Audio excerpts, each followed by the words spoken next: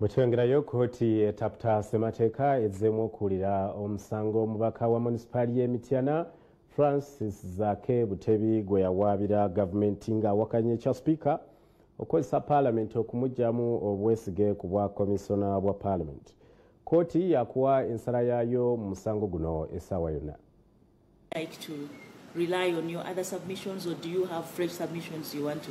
Kkooti etaputa Ssemateeka ng'ekubirizibwa abalamuzi bataano Ezzeemu Okuguwulira omusango omubaka Francis Zzaake gwe yawaabira gavumenti ng'awakanya ekya sipiika Anita ng'okweyambisa paalamenti okumuggya ku komisona bwa paalamenti ye kyagamba nti tekyayita mitendera mituufu.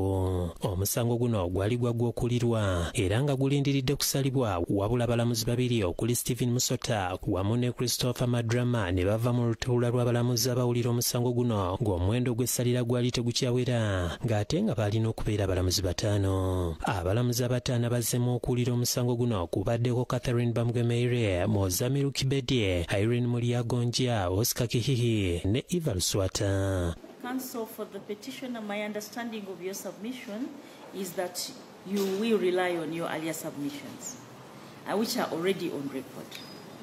And the only highlight that can happen is if judges have something to ask you. It is your submission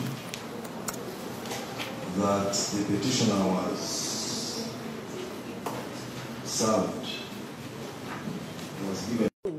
Yo kkooti yakubawo ensala yaayo mu musango guno essaawa yonna. Zzaake yagobwa ku bwa komisona bwa paalamenti ng'ennaku z'omwezi 11 omwezi ogwokusatu omwaka oguwedde oluvannyuma lw'ababaka okusuula akalulu olw'enneeyisa ye nga ku babaka 161 abalonda 555 baawagira okumuggyamu obwesige olwo abana bo ne bagaana. Ssenfuma Joseph Innocent yakusakidde eggulire lino.